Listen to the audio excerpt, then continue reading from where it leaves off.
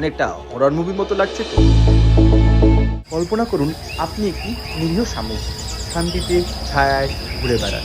কিন্তু হঠাৎ আপনার চোখ দুটো রঙিন কম্পমান পোকায় পরিণত হলো, আর আপনি হঠাৎ রোদের দিকে ছুটতে থাকলেন। চারদিকে হাজার হাজার শিকারিতে ভরা বাগানের মধ্যে আপনি ঘুরে বেড়াচ্ছেন। অনেকটা হরর মুভির মতো লাগছে তো। এটা কিন্তু বাস্তব।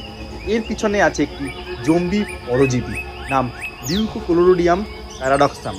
এটি একটি ছোট ফ্ল্যাটওয়ার্ম বা পরজীবী। এই ছোট্ট ফ্ল্যাটওয়ার্ম বা পরজীবী তার জীবন শুরু করে পাখির বিষ্ঠার ভিতরে। কোনো এক শামুক ভুল করে তা খেয়ে ফেলে, আর ব্যাস, পরজীবী তার শরীর দখল করে নেয়। কিন্তু শুধু শরীরে থাকা নয়, এটি শামুকের মস্তিষ্ককেও নিয়ন্ত্রণ করে। এটি তার চোখের মধ্যে ঢুকে চোখকে ফুলিয়ে তোলে, আর সেই চোখগুলো রঙিন কেঁপে ওঠা সুরের মতো দেখায়, যেন মনে হয় কোনো সুস্বাদু শুঁয়োপোকা ঘুরে বেড়াচ্ছে, যা পাখির দৃষ্টিতে সহজেই চলে আসে। সাধারণত শামুকরা ছায়ায় লুকিয়ে থাকে, কিন্তু এই জম্বি পরজীবী নিয়ন্ত্রণে শামুক রোদের দিকে চলে যায়, যেন নিজেকেই শিকার বানাতে চায়। তারপরে পাখি শামুককে খেয়ে ফেললে পরজীবী তার চূড়ান্ত গন্তব্যে পৌঁছে যায়, পাখির পেটে ডিম পাড়ে, আর পুরো লাইফ সার্কেলটা চলতে শুরু করে।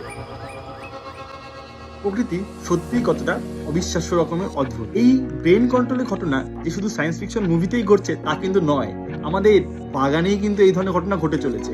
তাই নেক্সট টাইম যখন কোনো শামুক দেখবে, প্রথমে তার চোখ দুটো ভালোভাবে চেক করবে। অনেকটা সেই প্যারাসাইট ম্যাক্সিমা বলে যে বিখ্যাত অ্যানিমেশন সিরিজটা আছে তার কথা মনে পড়ে গেল।